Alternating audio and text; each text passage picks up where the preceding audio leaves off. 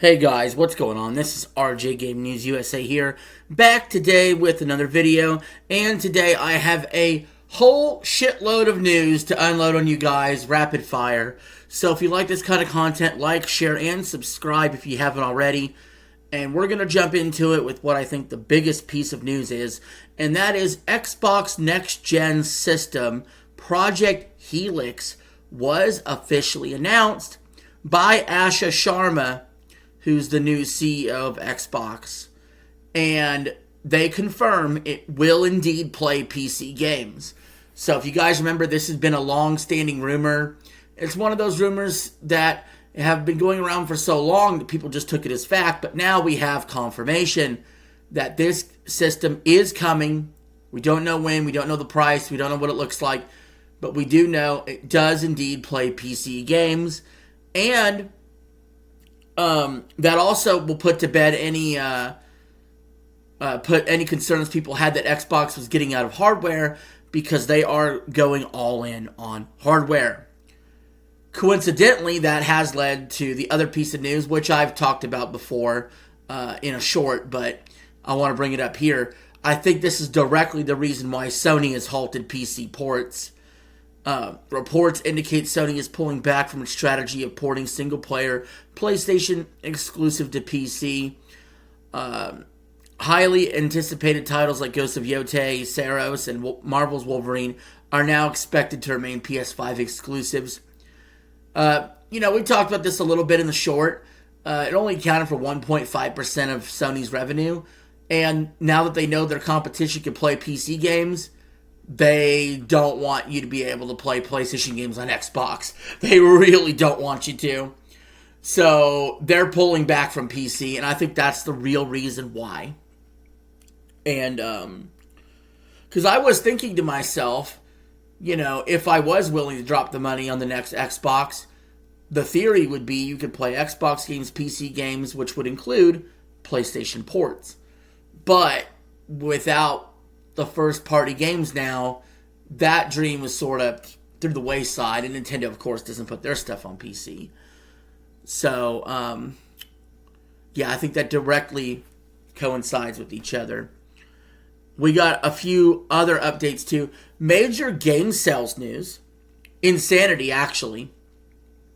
So, Pokemon Pukopia has sold so well, it actually completely sold out in the US. You can't find a physical copy anywhere. And the game has just done gangbusters. Of course, it reviewed really well. It's not my cup of tea, but it has sold excellent. And, for all those people saying the game industry is cooked and, sales are slowing, sales are bad, well, that's just one of 3 games that have sold gangbusters this week. Because Resident Evil 9 Requiem has sold over 5 million copies already, and that is a significant amount, and they're very happy with that, I'm sure. However, they were passed by somebody on Steam, on the Steam charts, Marathon. In a shocking twist of events, Marathon has now generated more revenue than RE9 on PC. So, a few factors to consider. Marathon's only a $40 game, while RE9's a $70 game. Steam charts it by revenue, which means they sold that many more $40 copies than $70 copies of RE9. Now, take this with a grain of salt, because RE9, I feel like, is more for consoles, and I feel like Marathon is probably best on PC because of how stupid the UI is for consoles. I feel like Marathon might have an audience for PC now. I did not see this coming because I think the game really, really fucking sucked. And the server slam, the players were dropping like flies. I anticipated really horrible sales, but apparently not. Apparently, it's all the way to number 2 on the Steam charts, only behind Counter-Strike, and that's because this is revenue generated, so Counter-Strike is getting off on all the microtransactions. But yeah, did not see that coming. Pokemon, sure. Resident Evil 9, sure.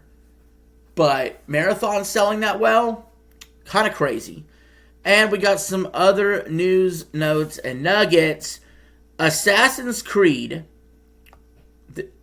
There's an update for Assassin's Creed. Ubisoft did officially confirm Assassin's Creed Black Flag Resynced will be a remake of the 2013 classic. So, basically, we have a title there for Black Flag. It's going to be called Assassin's Creed Black Flag Resynced, and it's going to be a remake of the 2013 classic. I'm interested in this, especially because they use the word remake here and not remaster. I've played Black Flag even somewhat recently, like a few years ago. And so I'm very familiar with the game. I 100%ed it. I enjoyed visiting every island. If this is a true remake, that's kind of interesting. It is the best Assassin's Creed in the series, in my opinion. And I probably would give it another shot. There's also, additionally, Assassin's Creed Unity is receiving a free 60 FPS patch today for the PS5 and the Series X. I also talked about in a short I did earlier that there's a leaked release date for Starfield on April 7th. So, again, we should be getting some kind of confirmation of that at any point. I've also made some mention on my live streams. Obviously, I didn't make a video about it. But Highguard is shutting down March 12th. Highguard is a game that I thought really, really sucked. Not as bad as Marathon. But Highguard was like 3 out of 10, a 4 out of 10 game for me. It just didn't really jive with me. Player count was dropping like flies since it came out. It was a free-to-play game. Of course, it got a lot of attention for being the last trailer in the Game Awards, and Jeff Keighley was glazing it. But apparently, it's donezo, it's gonzo, March 12th, which is why I'm even more surprised that Marathon has done as well as it has, sales-wise, and we'll see if they can keep up that momentum.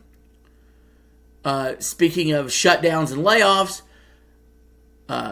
Mind's Eye layoffs. So you guys remember the game Mind's Eye? It had a lot of glitches in it. It was really awful. I covered a review I covered the reviews for it last year. Well, apparently, studio build by a Rocket Boy confirmed further layoffs, with the CEO alleging organized espionage and criminal sabotage impacted the game's launch period. So they are actually blaming organized espionage and criminal sabotage for impacting the game's launch period. Crazy. I've never heard of such cope in my life. No siree. Kenna Bridge of Spirits is confirmed to be feature complete with a release on Nintendo Switch 2 this spring. I didn't even know Kenna was coming to the Switch 2. And 3 retro Mario titles, Mario Clash, Mario Tennis, and Mario vs. Donkey Kong, will join Nintendo Switch Online March 10th to celebrate Mario Day. Oh man, is that all Virtual Boy titles? That sucks. If that's all Virtual Boy titles, that's stupid. I'm still mad the Virtual Boy, you can't play it docked. You have to do it the stupid headset way, or the handheld way. And finally, one last actually we got a couple pieces of news here.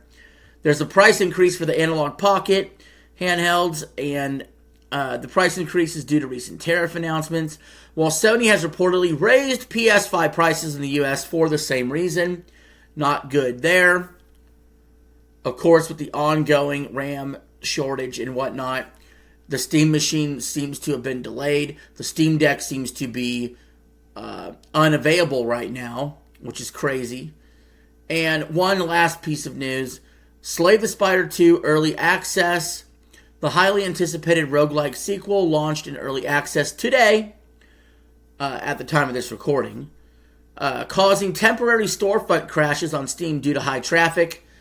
So again, good news here, bad news. Actually, a lot more good news than usual from the gaming industry when it comes to game sales and project announcements and whatnot. But we still had to sprinkle in some bad news. But anyway, guys, what did you think? What was your favorite news story that happened recently? Let me know in the comment below. And until next time, this is RJ signing out. Have a good one. Take care of yourself and each other. And let's all enjoy some video games in 2026.